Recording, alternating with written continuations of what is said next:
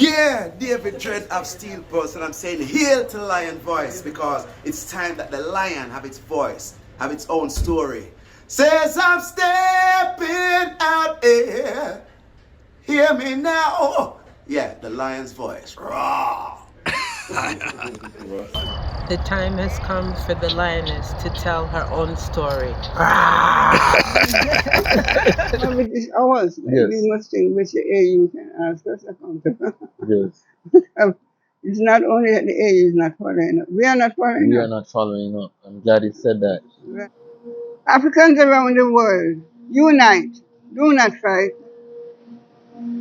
Stand up for Africa's right. Help make Africa's future bright. Keep Africa's light growing. Keep Africa overflowing with love and righteousness.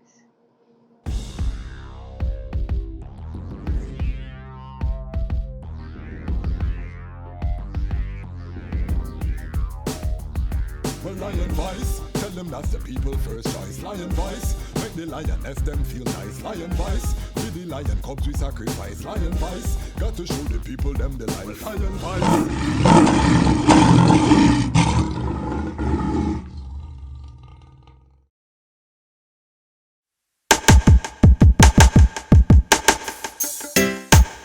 Well, great is the Almighty, and greatly to be praised in the city of Haile Selassie I, the mountain of His holiness. Yeah, from Cape to Cairo, from Timbuktu to the Nile, you know, the whole entire continent. Beautiful for situation, the joy of the whole earth is Mount Zion, from Accra to Addis Ababa. Yes, it's a beautiful continent, better control, Mama Africa. Very beautiful. From Cape to Cairo, from Timbuktu to the Nile, I smile for Mama Africa. I hear you call Mama Africa. Been so long since I see Mama. Father of Africa set the law. The lion come and dismantle Babylon flaw. We gonna use solar energy, use sanitation to build the ecology. We utilizing green technology. We hailing Haile Selassie first without apology. And then we build the youths them economy. We dismantle Babylon monopoly. We teach the youths them how to live properly. Tell them make sure them got the title for them property. Yes, this beautiful continent, better control, Mama Africa.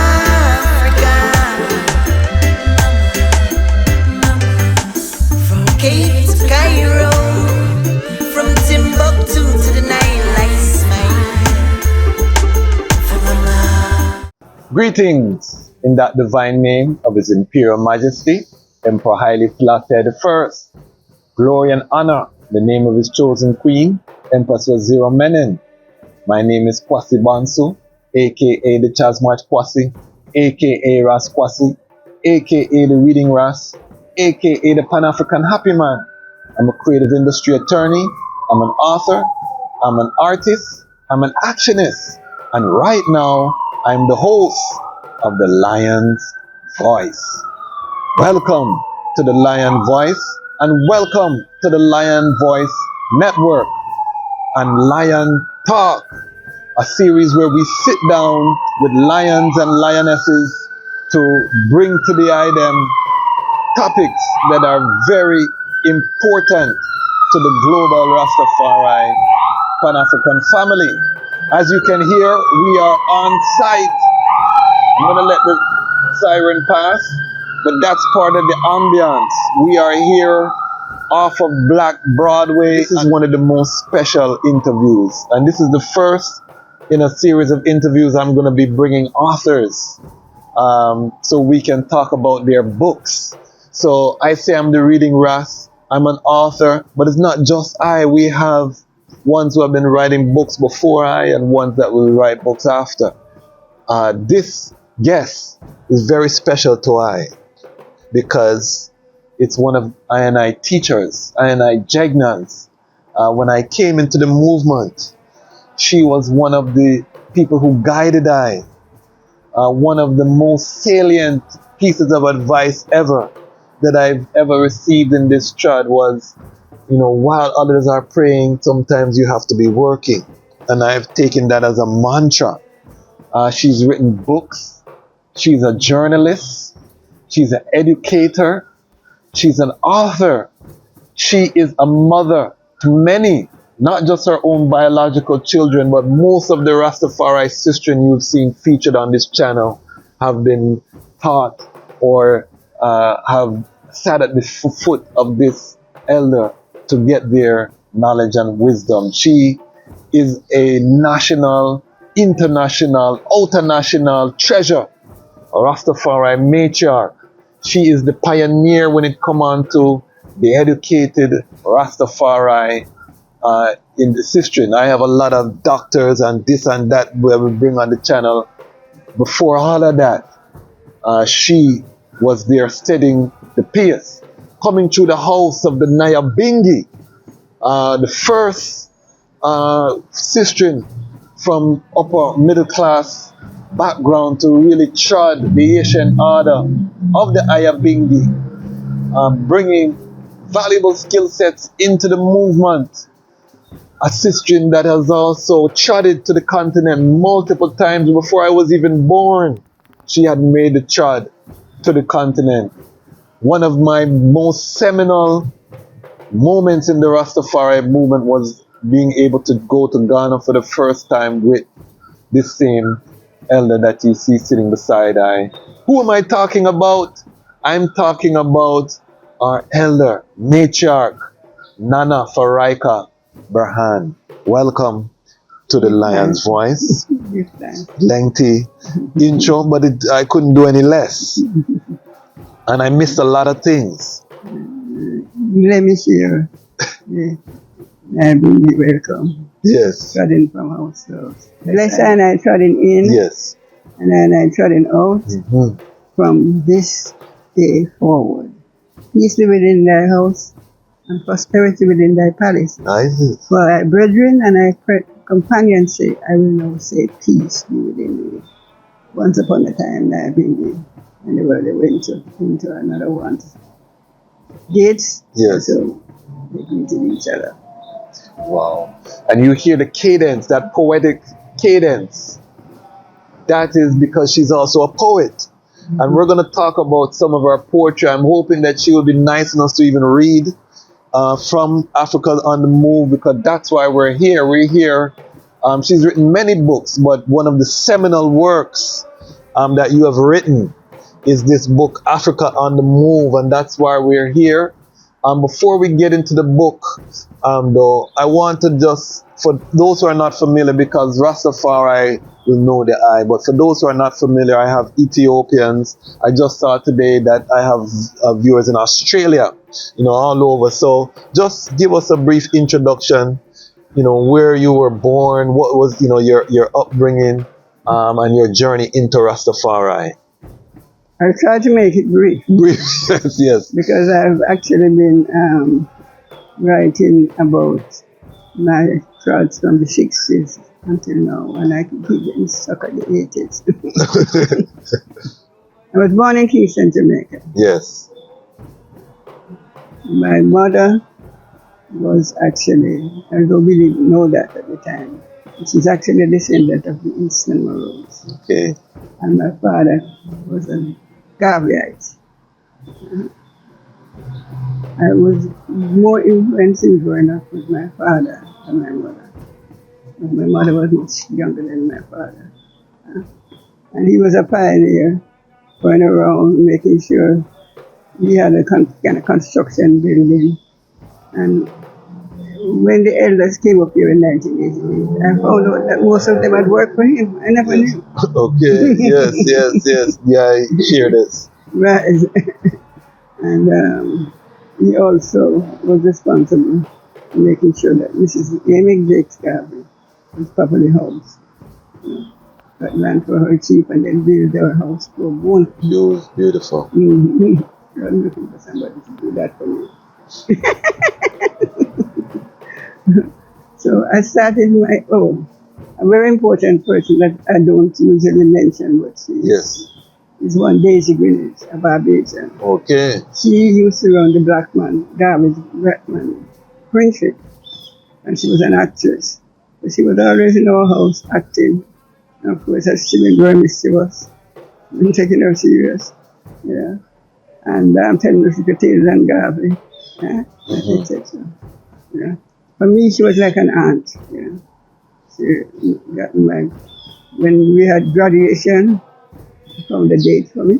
Yes. she got me my first job, etc. But she's not mentioned much about Garvey. Yes. Because I'm just hearing for the first time now. Of course, because these scholars like Muppets and those don't mention her. Yes. So how are you going to hear? And say the name again? Daisy Greenwich. Daisy Greenwich. She was from Barbados. Okay. So I was partly schooled by Barbadians. You got Barbados family? Yes. And on top of that, when I worked for the Green, the editor was Theodore C., a very strict and bossy Barbadian. The Barbadians are in my life. Stick a pin 1 second. So, yeah, that's not a name that we hear very frequently. I've never heard it amongst Barbados.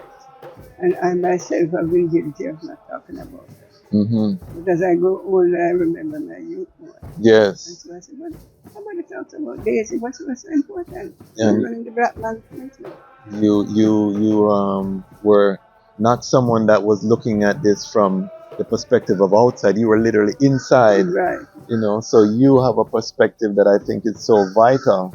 And I think it comes through in your poetry. Why don't you read us one of your poems? And what we're going to do is we're going to do this interview a little different, because some of these poems, family, and this is why you're going to buy the book. It's available on Amazon.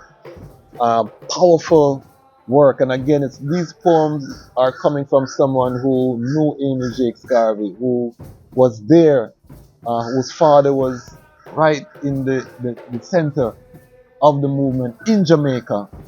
So it's invaluable. So can you share one of your poems here, and then we'll continue on the journey to Africa on the Move. Africa is on the move. Africa is growing. Africa is sowing freedom sound. There's a wind blowing, sowing seeds of change on Africa, whispering freedom to each and every one, raining freedom all over the land. I shall arise in the morning. I shall witness the dawning of a new day for Africa. I shall arise in the morning to the sound of the drums. I shall come, Mother Africa. I shall come. I shall come. But there's no turning back the vision I have of Africa redeemed. For scattered sons and daughters returning from the four corners of the earth, giving birth to new heights in humanity. And the hungry shall be fed, and each man have a bed of his liking. And the naked shall be clothed, and the aged have respect, and the infant wrapped in love in Africa's rainbow dawning. And Ethiopia shall stretch forth her hands unto Jah, and the earth shall be judged, and the fullness thereof, and tranquility shall reign. That is it, people. Rainbow Dawning. I know that poem very well. That is one of the seminal, for those of us who know and love Nana Farika, that is one of the favorites. And that's just a taste of what to expect in this new work, Africa on the Move. Again, make sure you visit Amazon and purchase. So, in terms of your journey, coming up in the Marcus Garvey movement, you had a Pan-African foundation. What was your first interaction with Rastafari in terms of your first recollection? Recollection I remember first is the Jamaican political situation. Jamaica, that's what we call adult literacy. That means ordinary people could vote. Yes. And the election didn't go the way the middle class should.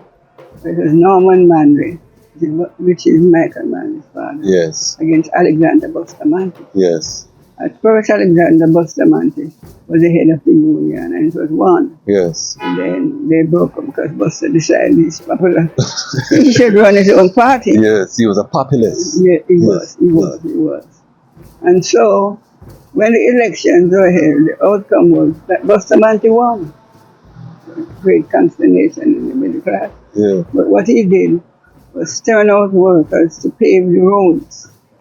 And we were living in a little suburban area where the road, it was just opening up. So that was one of the roads that was being paved. What part of Kingston was East this? Kingston. East Kingston. We're living actually at Milford Road. And then the main road was Windward Road. Windward Road, yes. And so there were workers on Windward Road and there were workers on Milford Road, right? Yes. And among the workers was Rastafari people. Okay. Yeah. And I remember walking because my father, although he was so militant, he sent us to Roman Catholic school because giving us the type of education that was European. Yes. So this Rasta man saw me struggling with a big book as a black child. And black people were being that educated and not being that in middle class and upper middle class. Yes. So of course he had an affinity to me. Oh, called me, little girl, what's that book you're reading? So I showed him the book. And the book was A History of England. He said, no. You must read A History of Africa. As a child, that stuck into my head. So that's the first Planting the seed. Planting the seed. And then my mother, although she was not in favor of Rasta at all. But her own heritage, which she didn't share with us, made her like plants and trees. She always had a beautiful garden. And there was a Rasta man which she used to hire to help her with her garden. He would always recommended I should have some herbs and things. Yes. And she was outraged, but she never fired him because she liked how talented he was. Yes. And then the other neighbors, they would cheer him. There was no full time to cheer him on certain days. So I remember him and his interaction with her. Yes. Just in terms of context, what year are we talking about? When are we talking about 60s or? No. This is when? No, this will be in the late 40s. Wow. And early 50s, late 40s. Right.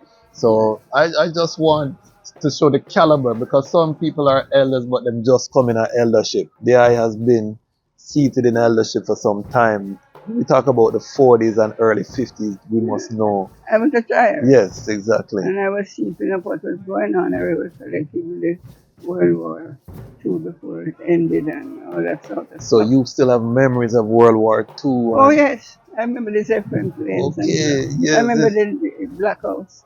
And when the man walking up and down telling us, turn off the lights. Wow. Yeah, I remember that very You see? So it's a living archive in terms of that Jamaica that you grew up in doesn't exist anymore. No. And the thing we also have to, that I like, is that the Rastafari brethren that you're talking about had skills. They were tradespeople, yes. Gardener, I hear, road work. So they weren't just idle. Oh no. Mm-hmm. You know who was one of the elders that is you would currently know? Pidao. Pidao, yes. My father trained him as a carpenter. Okay. And then he ran away because my father was always finding work for him. He wanted to relax. Yes, those days were colonial days, were under a British flag. It means that a lot of the Rastas were being arrested for sedition and treason. Wow. For giving alliance to a king that was not the king of England. Okay. Yes. So it's dangerous to be Rastafari in that time. Oh yes. Yes. Oh yes. Not like today where it's a fashion and you style and the. I would never imagine it. The longest liver see the most. All right. We change our location to get out of the sun. The sun is beating here in Washington DC. But you know the reasoning is so sweet. We couldn't just end it so. We were talking about the early elders, and this is the late 40s, early 50s, and the persecution that Rastafari was facing, but that also that these were skilled brethren. These were brethren with a trade. These were brethren who were seeing youth and encouraging reading. Because right now the image of Rastafari in Jamaica has changed dramatically, as you know, because the artists have been pushed to the forefront, and sometimes Jah give everyone a talent. Yes, So the artist talent is to sing and dance yes, and to paint. Not the talent as a speaker and community builder. yes, What he can do, or she, is contribute to the community building people. yes.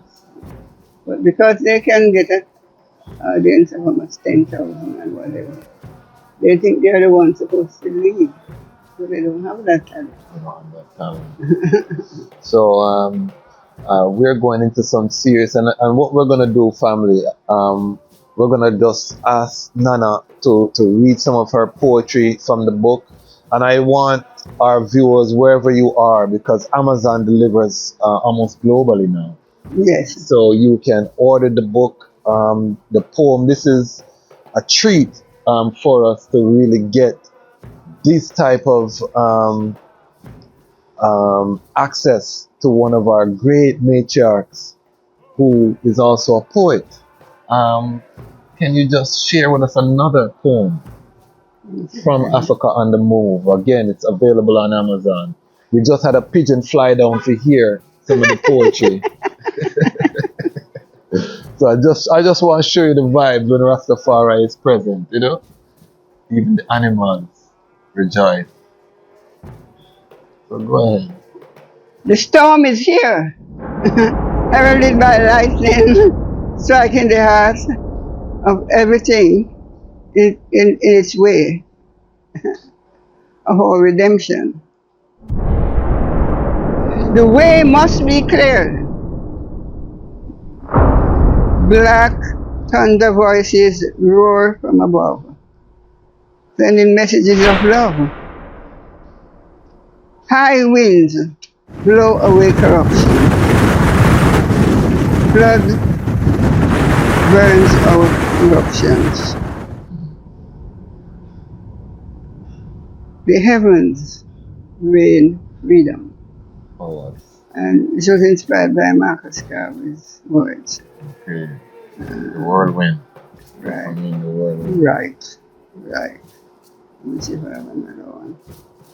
That was so nice. Let us get another. And the pigeon are draw closer as you do Pigeons are very friendly. Yeah, watch him. Then one getting poetry slam. Alright, go ahead. Africans around the world, unite, do not fight. Stand up for Africa's right. Help make Africa's future bright. Keep Africa's light growing. Keep Africa overflowing with love and righteousness. And what inspired that poem?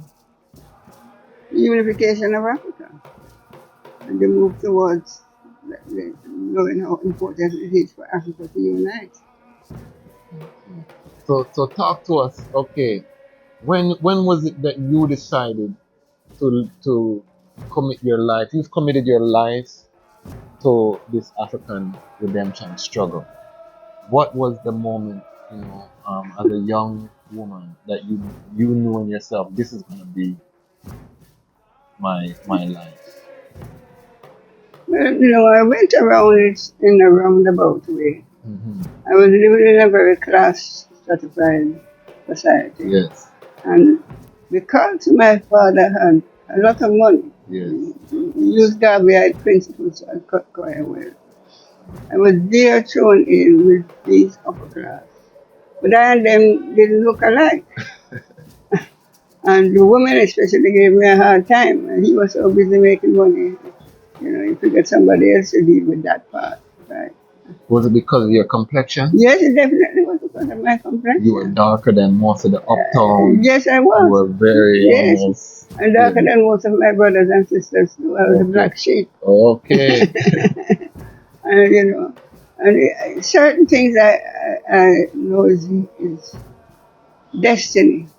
Because later on in life, I got to find out I was actually different from the rest of my siblings, not only because of my complexion, but because of my early training and coming into the world. Okay. My mother went into what they know called depression, whatever, Depression. postpartum. Yes. She went into that after I was born. Okay. And therefore I was taken away from her. And my grandmother was supposed to look after me, but my grandmother was a bell that had come down in life. Yes. So she wasn't very good caretaker. So she took me to my grand aunt. Okay. And my grand aunt, my great grandfather had 3 daughters. One black, one brown, and one part Indian. Okay. He liked variety. Yeah. Different from most Jamaicans at the time. Yes. His wife, the main wife, Yes. was a black one, Yes. right? So now, when I went to the aunt, she was part black and part Indian. Yes. She had no children. Mm-hmm. And she had married back into the Indian tribe. So her Okay. husband was a full Indian. Okay. And I found out just when I was about to go to do presentation in 1983 conference, the way I was dressed, my mother looked at me shocked. Oh, you look just like Aunt Rachel. When Aunt Rachel was an Indian and I was doing some yellow things and so. Yeah. So I thought it was that. She said, no. She used to run a barnyard. So I was in a barnyard as a small child. So you didn't even realize. And then explain to the non-Jamaicans what a barnyard is. Well, it's a healing. It's a place where they drum and heal people. To African rituals and So that's the healing. African retention. Right. So traditional African religion. Yeah, but obviously the part Indian got part of it too. Yes. So some Hindu tradition would be mixed into it, you know. And she's the one my mother said saved my life. Okay. Because left for my grandmother alone, I would waste away. And my mother was there in her postpartum, whatever. My father was there making money. So that African, that drum was there. That helps me to relate to the Nyabingi. To the Nyabingi. The drum. We're seeing. And my mother must wonder, how is it on earth that I wandered myself back into this drumming thing? She knew, but she never told me. Yeah. So it makes sense why of all of it, because you would be more fit into the 12th tribe of Israel, which ordinarily is more the upper class. Right. I started out middle class. I used to go to the meetings. Yes. And they started as EWF and then they evolved into the 12th tribe. So I know that part of them, but the drums helped me in Nyabingi. Yes. Although the organization skills of the 12th tribe was important to me, but I just had to go to the drums. The drums only. Right. The 1-2 order. Right. And I could stay there and try to encourage, that organization and part, and keep in touch with EWF tribe. Yes. So that I had some type of backing. I wasn't completely yes. something. And you were unique because today when someone says they're part of the Nyabingi, they go at them yard, them come up Bingi, 12 o'clock, them stay and chant Bingi till 2 o'clock, and then them gone back at them yard. You actually live on the campsite. So you are not just a casual Nyabingi person. You actually live. Talk about. How did I end up there? Yes. Which Rasta was very important to me, ending up there and working also to bring up the elders. Boba Shanti. That was Shanti. Yes. And a lot of people don't know about. Even myself, he had passed before I came into the movement. Exactly. I know Ma Shanti, but I never met Boba Shanti. Baba Shanti was the master drummer in the house before Kutana and them. Okay, before Bongo Tani. Yes, my Okay. friend up in him. Mm-hmm. He had raised some of them, chef and all of them. Okay. I think he was much older than Martin. Okay. And he was telling the things, And this is when you had elders like Bongo Pur Oh, yes. and these Asian. We don't hear much about these elders today. We hear about Bongo Wato. Yes, I wonder what I wanted to release all the time. Yes, but we don't hear about the other elders who were instrumental in terms of the leadership of the Nyabingi. Here's what happened. Yeah. Bongo Water trained Ike Tafara in Barbados. Yes. Ike Tafara, I think his uncle was Governor General there. Yeah. Very aristocratic upper class. Yeah. So Ike arranged for Bobo and Bongo Wato. Bongo Water Yeah. to go to Barbados. Yes. So he got a voice out there. Barbados and Rasta was glad to see him. And what. Yes. Yes. At one time, Water was the only elder that they knew. Yes. They didn't know another one. Most of the Bingi houses in the Caribbean attribute their rising to Bongo Wato. Yeah, because Yes. I took him to Barbados and then walk around and whatever. Yes. So they are correct because that's the preach that they knew. And that was his legacy in terms of the global spread of the Nyabingi order. And he also lived near to the University of West Indies. Yes. So he interact with the students and so he would go back to their homes. Yes. And most of the other ones are poor. I don't know if he ever had a passport. Okay. And family, when you hear me talking about this history, a lot of this history is I learned from Nana Farika. Just listening over the years, that's how I learned about a Bongo Pura. I don't think you're the first person I ever heard mention that name. You know, He used to be regarded as the head of the Bingi. Yes, and Bongo Pura. yes, He was older than the others. He lived on the campsite. They weren't living on the campsite. okay, Overshantis lived there and come off. I don't remember what person was there. yes, But the fact the center of the Nabingi when it was like 10 miles was Bongo Pura. okay, Everybody else come to Bongo Pura. okay. Do they have a trouble, they come to Bongo Pura. You were a mediator. Yeah, every morning you make up a show. A lot of them line up at Bongo Pura house with their complaints or their issues. And what he couldn't solve immediately Yes, would go to when they have reason at night to pray. okay. Who are some of the other seminal elders that you saw in those early days that you don't hear mentioned much? Let me say something. Yeah. There are a lot of elders that related to me, one. But I don't know their name Okay. because during the time they would be reasoning, they would come up with a reason and give their Bible quote. I don't know the first one, but I can remember. Until we must learn this stuff. I don't know. People who are, it was more important about what we're saying Yes. and name. And also your schoolmate in the Nyabingi, which was a next daughter, that I learned about from the Sister Aina. But yeah, she was older than me.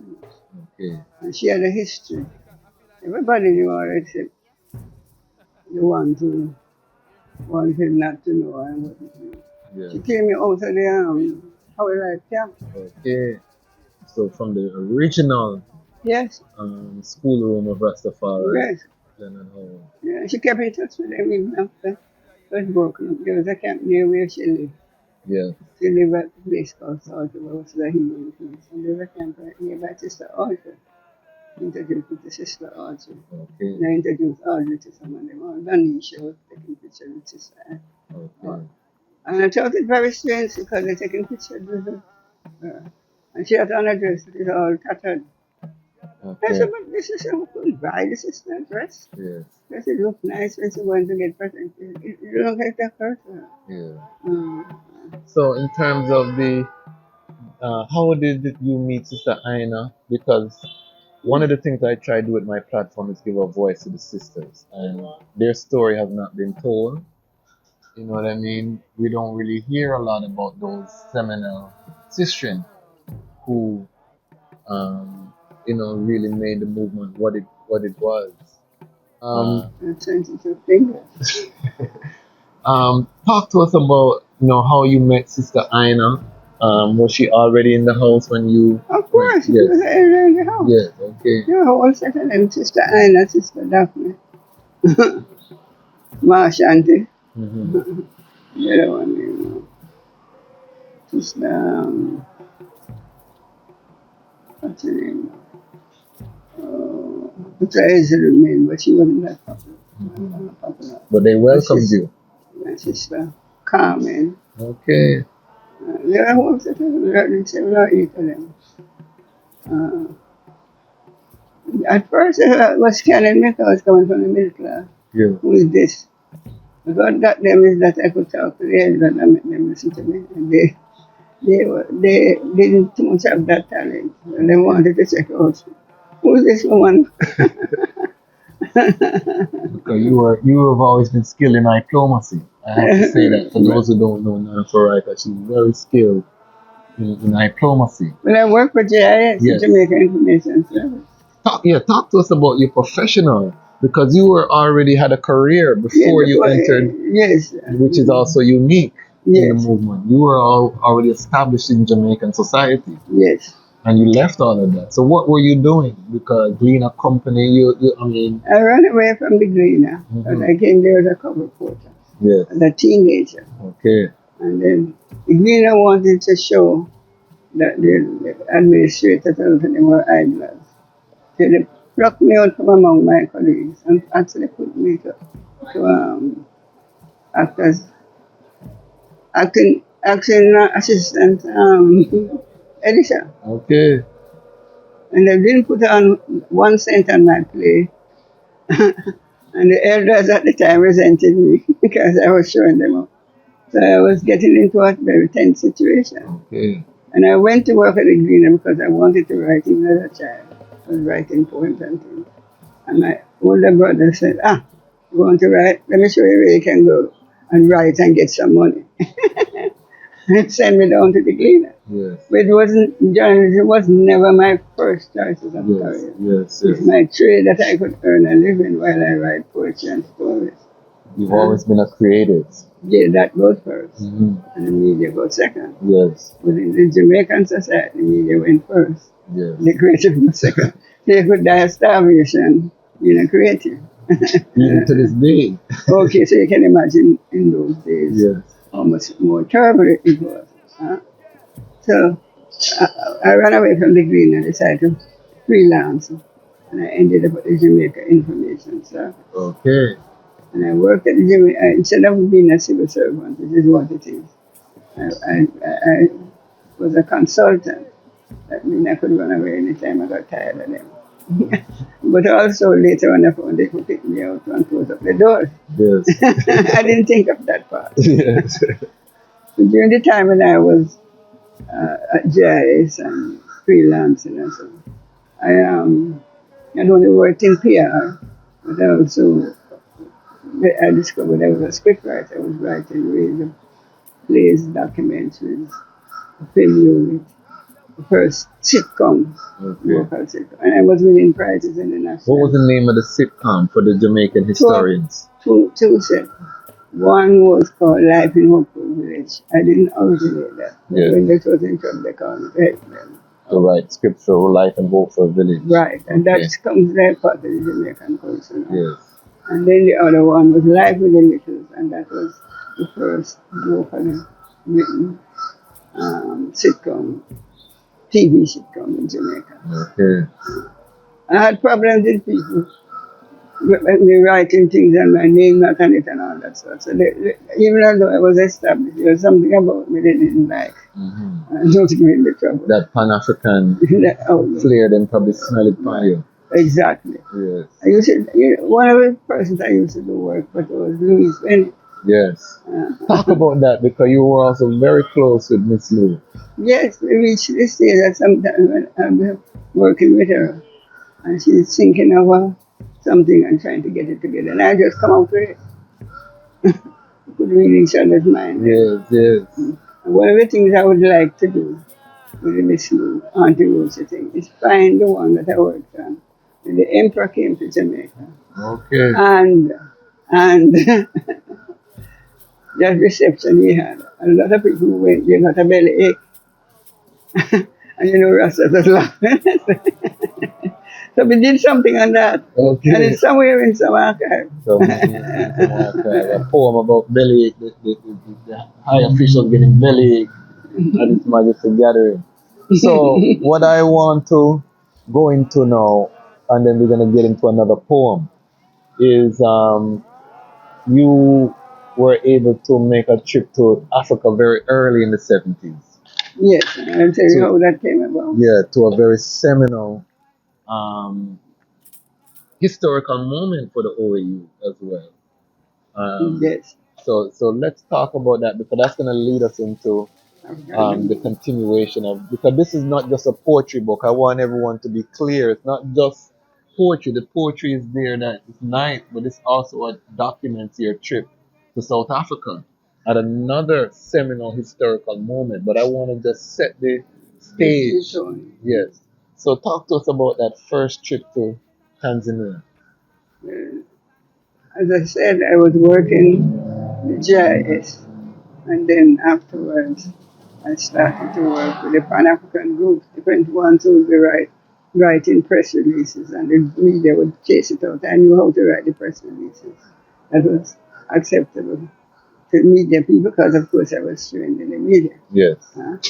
So I worked with what was called the Abeng Group for Social Change, and helped to edit the newsletter. And then when that folded, mainly because half of them ran back into the politics, although it was supposed to be independent. Yes. So, a lot of them became PNP. Good. And when they became PNP, they kind of dropped me like hot potato. Especially when they see me going into Rasta. Yes. But that was before, and we have to just, for the people, when you were doing this was the Black Power phase, and this was before you went into Rastafari. So you would have had colleagues that were professionals that were also writing for the Abeng, and then you started to gravitate. Some of the ministers, like Arnold Bertram and D.K. Duncan, they know me well. Okay. I used to carry the notes. Okay. They make sure I run up and down so I can't find the notes. So these are your contemporaries, yes. and they're big and people Beverly in Man. society. Yeah, Beverly Man, ABC, we were together. Okay. Right. And now this is a big scandal because I'm taking all of that into the Rasta. Yeah, so they feel like you're a traitor to some extent. Right. Why are you going with these dirty people where from the dongle and, you know, and you have society, you have privilege. Right. I got it. So the Pan-Africans, they were wanting to organize for the 6th Pan-African Congress. Yeah. And they found me valuable because in fact I could get them publicity, I could do skills. Even though I realized it's more important than I realized at the time. Because I was thinking of it as just a Jamaica Secretariat. But the Secretariat in Jamaica really represented the Secretariat in the Americas. Okay. Brazil and all those places. Yes. So that's how I reached Tanzania. Because I was able to help them keep them going. The socialists are the more extreme left wing, and the Pan-Africanists were kind of a cultural war. Yeah. And so Rasta, Panafricanist, was kind of closer at that time. Later on they might complain, but at the moment, at time, they were desperate for help. Yes. And I provided that help. And they had a magazine called Pan-African Digest that I edited successfully. So when it was time to go to Africa, they wanted to take me along. They actually thought the left wing was fighting them so much they weren't sure they were going to be properly seated. And somehow they think I was going to help them to get seated. I don't know how I was going to do that. But they had that in mind. Yes, yes. So when I arrived in Tanzania, for instance, the government sent out a delegation to meet us. And actually, I was wanting to go as a journalist because my living was being affected. Yes. How to get any money. They were locking me out of the Jamaican media. So because of your work with Abeng. Right, and Yes. because I've been Rasta too. Don't forget Okay. Oh, Rasta. this was when you were Rastafari. What year was this? This was This would be about 60. So I had about 68, 69. 69. So this was coming 68. into the 70s. It's coming into the 70s. Yes. It's not quite the 70s. But the Pan-African Conference took place in 74. Yes. Okay. So from 1970 to 74, I was doing work on the Pan-African things and Rasta stuff and things. What was the year that you went into the Bingales, just so we can establish the timeline? What was the year when you started growing your locks? That people were identifying you as Rastafari. That would have been in the 60s. So that was late 60s. Yes. Okay. So Then- from the late 60s now, you became persona non grata Right. in the Jamaica society. You betrayed Right. your society people. What was the date of the Walter Rodney riot? Year? I think it's 68. 68. So that was in coinciding. This was a tumultuous time because that's Martin Luther King assassination in America. Right, good. This is all And I kind had of been in the United States Yes. and part of some of it. So I came back with it with my eyes open. And then Walter Rodney, with the Aben group, what happened? Did you know Walter Rodney? Not well. Okay. I met You met I met him, but I would say I know. Yes, And okay. I heard him. Yes. And I was interacting with people who were influenced by him. Yeah. And for those who are not familiar, his seminal work, How Europe Underdeveloped Africa, he was teaching at the University of the West Indies at the time, Right. Guyanese, but a professor. But what distinguished him is that he would go into the ghetto Yes. and he would be amongst brethren and elders and Right. teaching and bringing the university, To the breaking people. that invisible barrier To the people. to the people. So that was what this thing made him dangerous to some extent because And then we went to a black writers conference yes, with Robert Hill.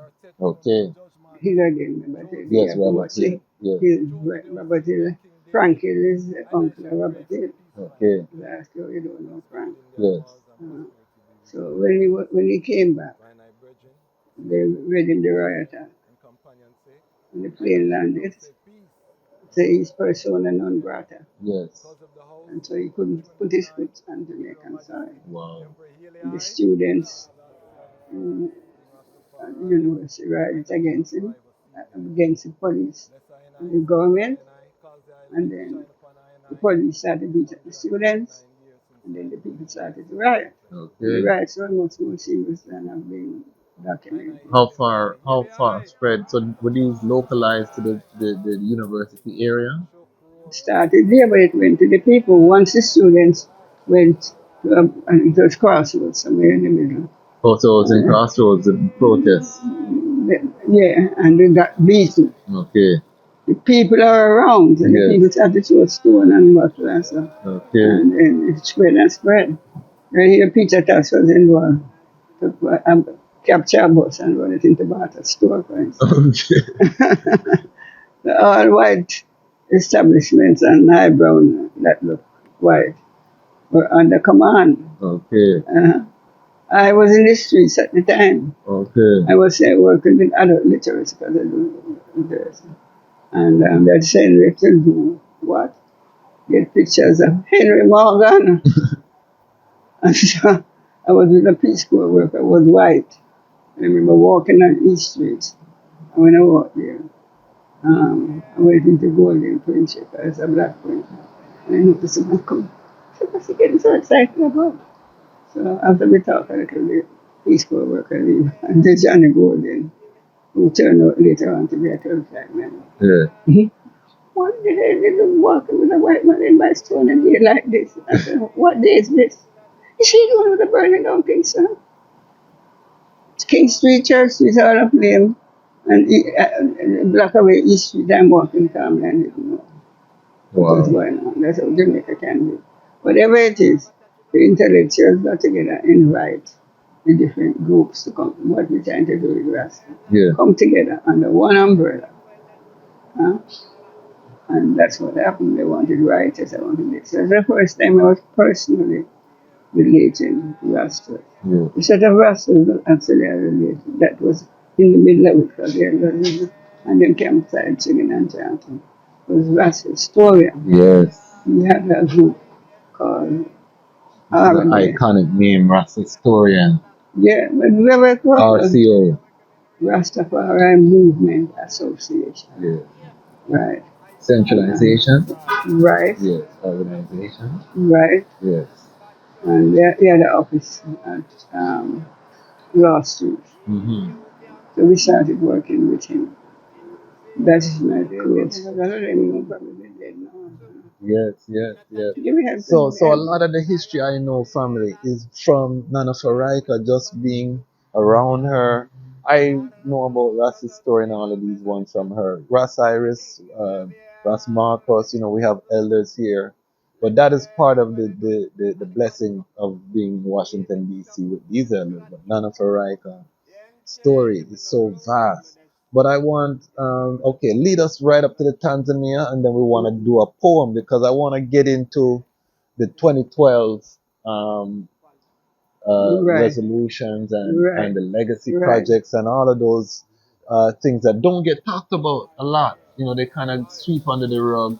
And this is one of the reasons we wanted to do this interview and talking with Nana is to really get this. And if you don't, if you're not aware of what happened, this book is very important because this is a time capsule in terms of just capturing what happened so that we don't forget as diaspora and making sure that we are keeping the AU accountable to the resolution. Because this was life changing in terms of the continent recognizing the diaspora. But talk to us about Tanzania. What was the name of that conference and It's what the came sixth on of it? Pan-African Congress. Yes, And as you know, yes, the Berlin Conference divided up Africa amongst the Europeans. And the reaction to it was that Africans from around the world were forming Pan-African groups to protest and to get Africa free. They had 5 Pan-African Congresses. The fifth one is the most celebrated because the fifth one wasn't just a little group of people, but it had continental and Africans very prominent in the Nkrumah. Nkrumah, Namdi Ezekwe, certain other ones. Right. Who went back to Africa and freed their countries. Yes. Right. And so they went and rested because now Africa was free. And now Roosevelt Brown and some of them went over to Nkrumah. But some of us are still under colonialism. We need another conference. And that other conference was the Sixth Pan-African Congress. Okay. Most of the leaders were very left-wing and radical. And OAU then decided to back it, the conference. But that had brought some problems with the left-wing because the left-wing was using it also to critique the present leadership. Okay. And the OAU doesn't want that because the same situation right now. Yes. The next thing it would reach to their government. Yeah. They had a meeting, which I should have gone to, in Guyana. Mm-hmm. Some one of them mysteriously, and picture was torn out at the last minute, so I couldn't go. It turned out that it was there, but I didn't go. The left went there and they criticized Burnham down to the T. And the Grogan ambassador at the time went and reported back to Tanzania headquarters. Don't allow these Caribbean people to come because they overturn the thing unless the government let them and give them permission. Well, when that edict was read out, several men all of them decided they're not asking for no permission, they're not going. And so the conference was held. My delegation was the only delegation from the Caribbean, based in the Caribbean, that had delegates to the conference. Okay. Everybody else was not there. And my situation today now is my delegation I'm the only living one for my dead guests. Wow. So them gone. So you have to tell that story, and I know you're working on. I try to work on it. Yes. It's very difficult because people have to see the importance of it. Yes. And a lot of people in the Rastafari movement just don't see it. I don't think a lot of people know about it, and this is why we have to support our elders. So please buy the book. We need to finance her writings because she has so much and she's churning out books. I want to big up Ras Ashley at the university, who is her son. I want to big up Ras Marcus, who is her son, who did the cover art. We'll get to that. They've been, her family has been rallying around, but we need the global African family to really support. And the way you support is go to Amazon, purchase the book, so that we can get, there's about 5 books that we need from the eye in terms of that Pan-African conference needs to be documented. Your Chad Naya Bingi, a book for the Rastafari daughters. There's so many books that Nana is starting to write her memoir. This is just, we're skipping around, and the reason I can skip around is because I know, basically, but there's so much more, and I don't want people to think that we're just scratching the surface of what the life that you have lived, because you've lived several lives, I feel that. Yes. And, at the time, sometimes I go through different ones, find the pieces that I had forgotten. But let's get back to the 6th Pan-African Congress. The 6th Pan-African Congress was the first Congress that was held on African soil. Yes. And this was called to OAU rather, and the diaspora come together, and the main thing they wanted to do at the time was to set up a scientific center for Africans and run by Africans, both from on the continent and at home. Mm-hmm. And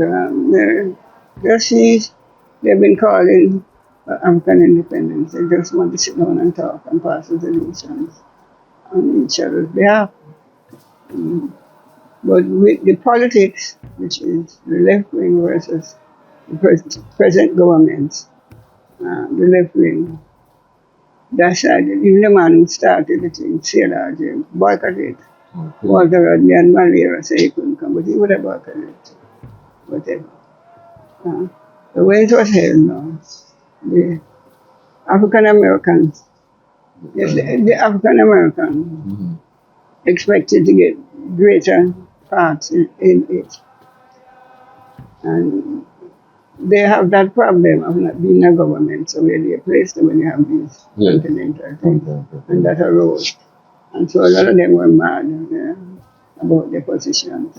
And so they haven't done much about it because of that too. And so they think they were a bit marginalized in their opinion. Now, after the conference, the 2012 conference was the first big conference inviting back the diaspora. This time as diaspora, not just as government, but as diaspora. Okay. Right? And so that's why the 6th Pan-African Congress and it is important. Once Jacinda didn't get the type of outcome they want, the diaspora movement has got very dormant. It was very alive. We were planning to have, as a matter of fact, with Wadu, the AU actually gave Dudley Thompson an honorary African passport. So they were around the corner. If he had lived, he would have forced them to do it. Yes. He had all over them. Yeah. Part of the whole he had over them was the work he did in Kenya. And Tanzania. Yes. When I arrived in Tanzania, nobody knew any other politician in Jamaica besides Dudley Thompson. I thought he was the Prime Minister. And of course, he's a very controversial figure in Jamaica because of the Green Bay and... I can tell you something that the Green Bay might know. Yeah. He was not Minister of Security at the time, although he pretended he was. Okay. He was not responsible for the security. Yeah. He was one of the matter and one of the upper class one. Yeah. And he decided to take the blow for them.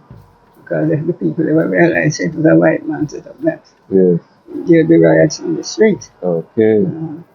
And why he protect, so his African legacy is much wider than his Jamaican legacy. Yeah.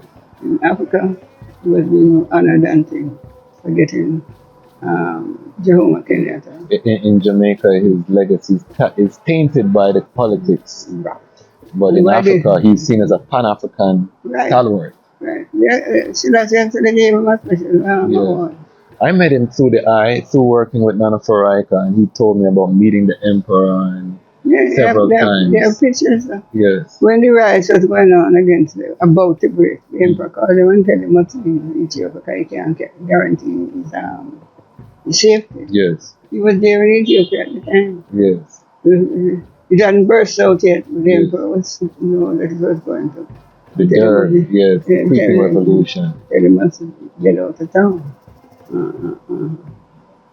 So, out of this, what the diaspora expected in the 2012 conference was to be seated at the 6th region of Africa. Yeah. What is the 6th region of Africa? At 5 regions. And the diaspora was supposed to be 6 regions. I keep saying the diaspora, but there are actually 2 diasporas. The historical one of us who were taken away as slaves to work on the white man's plantations, and the more recent one of migrants from Africa who came to the United States and the West and better living to work. Some of them running from persecution, etc. Now, after the conference, at the conference, they passed 5 legacy projects that they said the diaspora must work on. But the diaspora hadn't presented at the conference a proper format as how they could function at the 6th region. They were supposed to have seats in the Pan-African Parliament. 20 there, 20.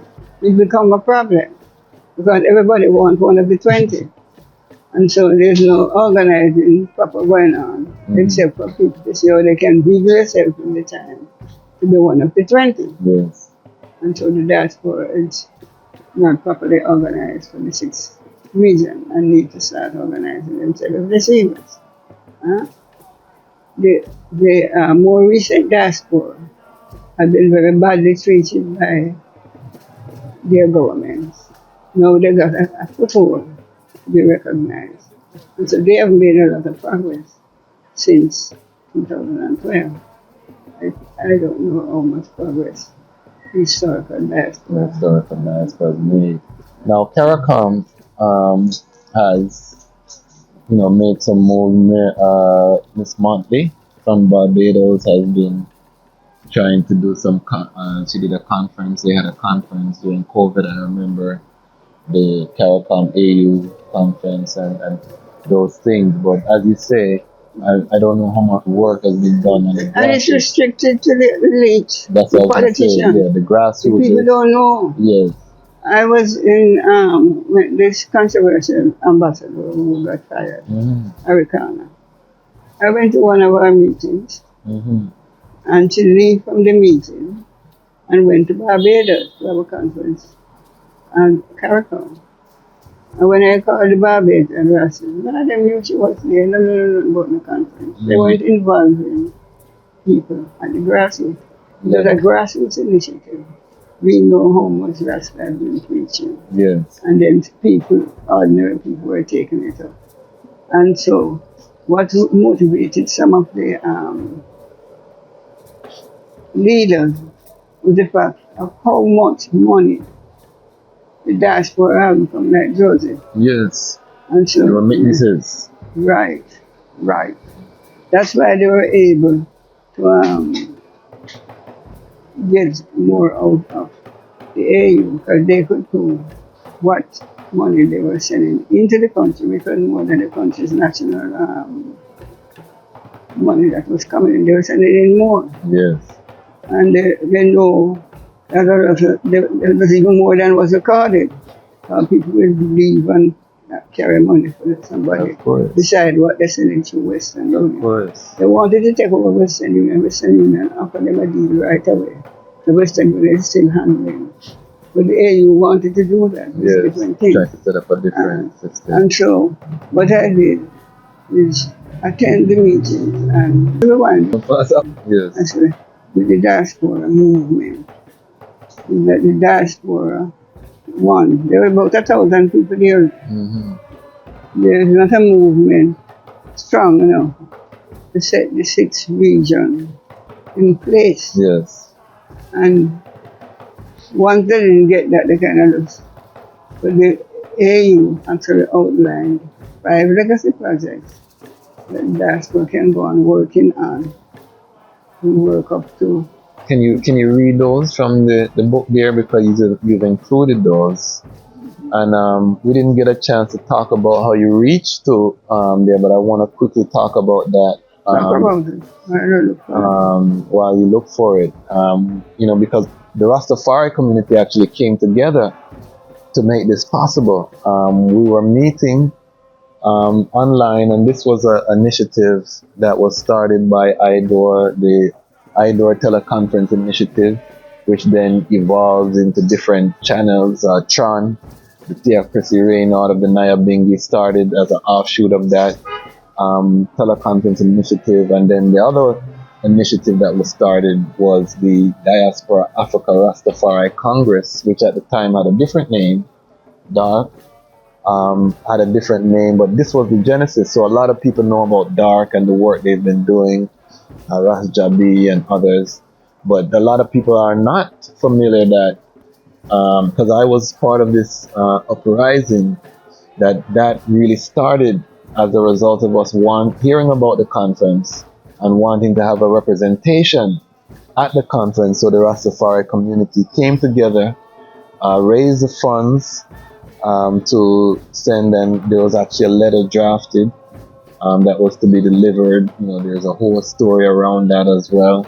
And Nana Farika was chosen unanimously as the one who was qualified because of her history with the other conference. And just like His Majesty was the only living leader who spoke to the League of Nations and to the United Nations, you are the only Caribbean person that was at the first conference, and that also went to this diaspora conference.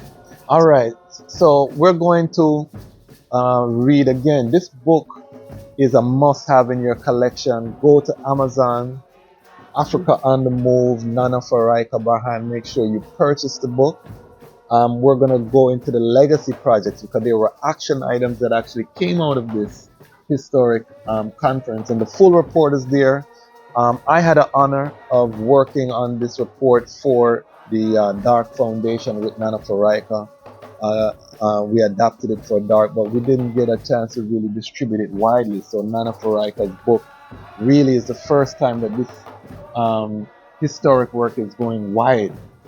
So please just read out the legacy project so that the diaspora can be aware of what the AU was requesting. Legacy projects. We further agreed to adopt 5 legacy projects as a way of giving practical meaning to the diaspora program, and in order to facilitate the post-summit implementation program.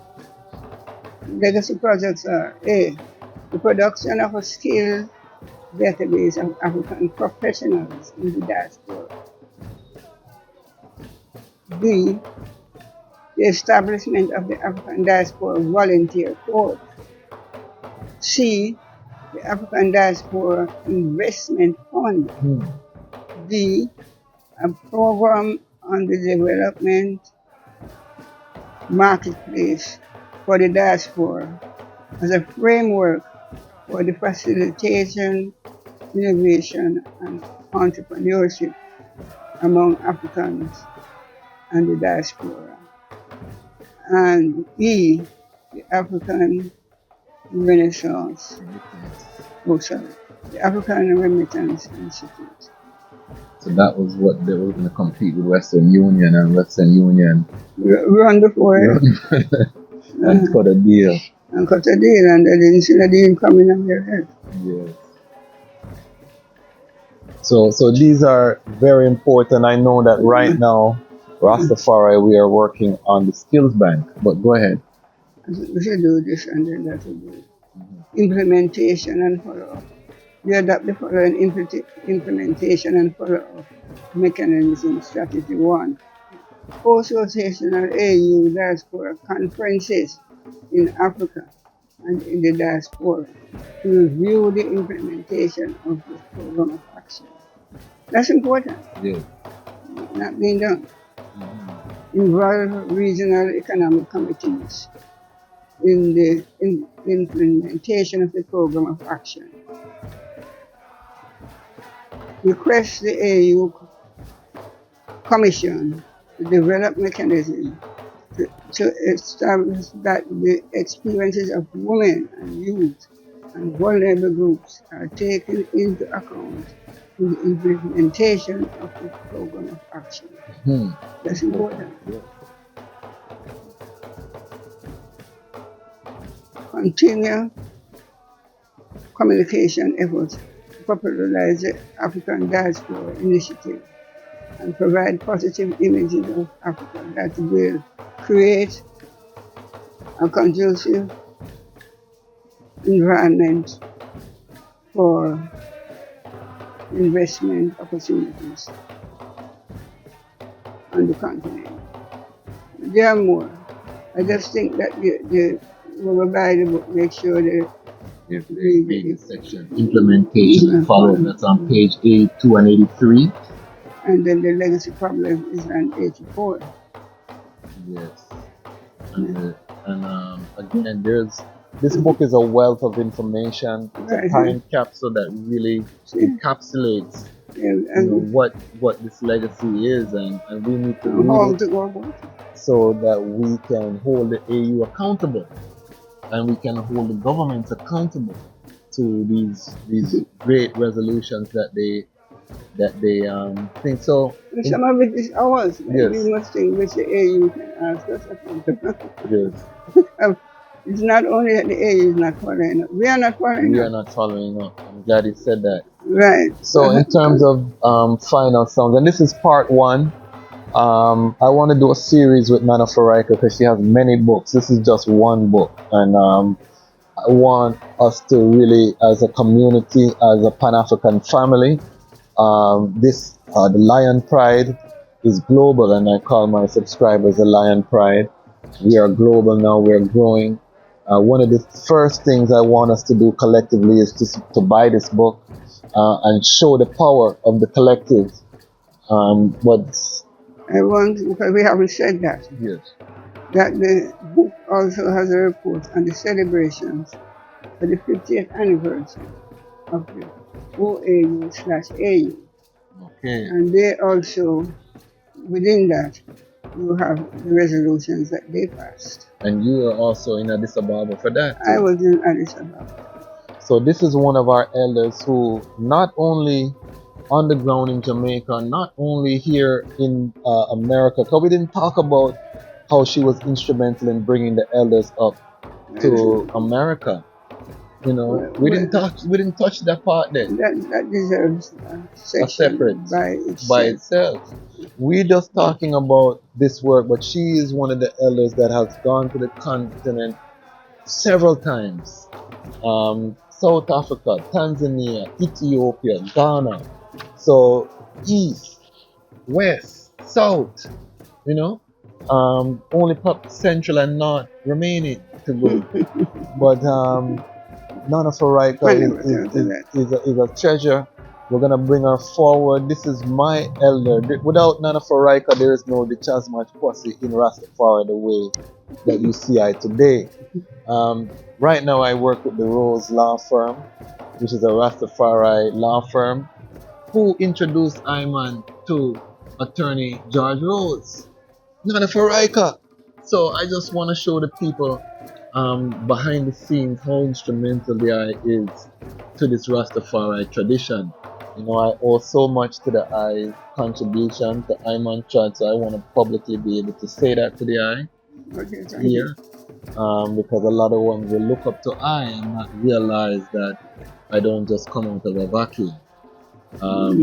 She also has the same name as my mother, so you know that's within the mystic. You know, they share the same name. And also her brother was the principal at the school that my parents met home. So her brother actually stayed at my home in Toronto before I even knew who Nana Farika was or anything like that. So I'm just showing you the mystic of creation, of how things unfold. So any final words that you would like to share with the people in terms of this book, why it's important for them to purchase, and what you hope that they get out of the book? Well, basically, I hope that you at least read all of the resolutions that are in the book, and that in fact you can get together with others and discuss means of implementing some of the recommendations that the AU and the OAU recommended. That's it, basically some work. Yes. And let's talk. Let's talk. Right. She's a big advocate of let's talk. And also, You know, particularly when I met some of the elder Rastafari, and they were forbidding them to talk in the tabernacle and whatnot. I said, well, how could you take such a thing? And they turned to me and said, but what come out of all that? Social talk? I don't have time for social talk. they were working. No working. So this is so crucial. And again, I just want to thank the eye for the sacrifices that the eye has made, because this has not come without great sacrifice. You could have been a wealthy heiress, you know, with all this wealth and society and accolades and up and down in the uptown society. You put all of that aside for the love of black people. And there are few human beings I know that love black people more than Elder Nana Farika. And I really want to say that there is a light and an inspiration to many, you know. And nobody feel like she's done. She has lived several lives, and right now she is pumping out legacy books about the Caribbean, about Rastafari, Jazz Eye Shepherd. She has so much work that she has done, and we are so. Hi, mommy. I think your son. No, it's not my son. Hi, how are you? Blessed, I'm her spiritual son. Dana Stelin. Dana Exhibit Mastan. How is she? She's just a joy to be around, you know. We're here talking about her book. You know, she's an author, so we also want to let the world know about her work. They can support and buy her books, because she has been writing this book about the African Union. Okay. You know that she's world renowned. No, she don't know that. That's still You don't know recorded. that part. No. Okay. Yes, Okay, take good care. thing, good thing. I'll tell him you asked. Dana why? Dana why? Yes. So, family, I want to just thank everyone for this again. This is just part one. We're gonna come forward. We're gonna have to do this in sections, because each book represents a different aspect of her tribe. But we're gonna try to bring the full catalog of books on different episodes. So each episode. So this is the Africa on the Move section of this series that we're gonna do. So please, again, I can't reiterate more. Go to Amazon.com. If you're in the DMV, you can go to Ashley Pure, which is in Mount Rainier. Mama Thea, we did an interview with Mama Thea. You can check that out. Chemical engineer. You can go and see her store in Mount Rainier. She has signed copies, right? Yes. At her store. So if you're in the Washington, D.C., Maryland, Virginia area, you can get them. locally, but if not, you're global, part of the global family, go online, Amazon.com, and get the book Africa on the Move. Why do you ask? Because the time has come for the lionesses to tell their own story, and this is the Lion's Voice. Lion voice.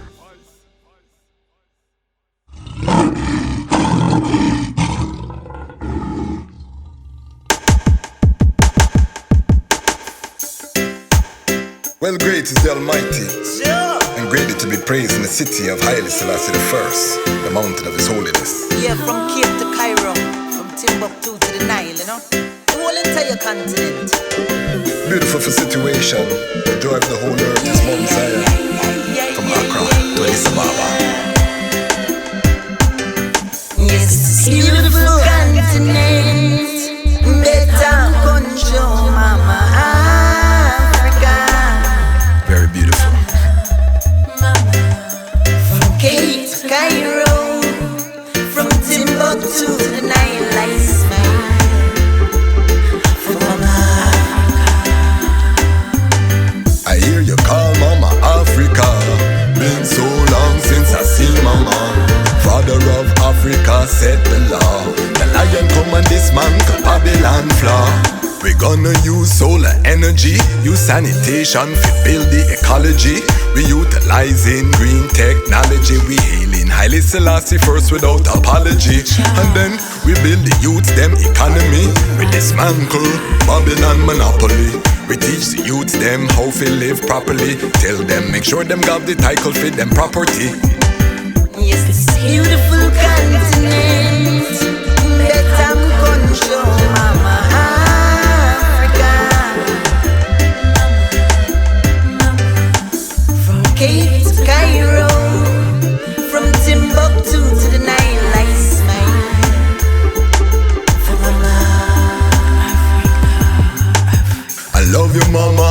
Your heart never harden. I wanna turn all your slums into garden. I wanna stop all of your youths from starving.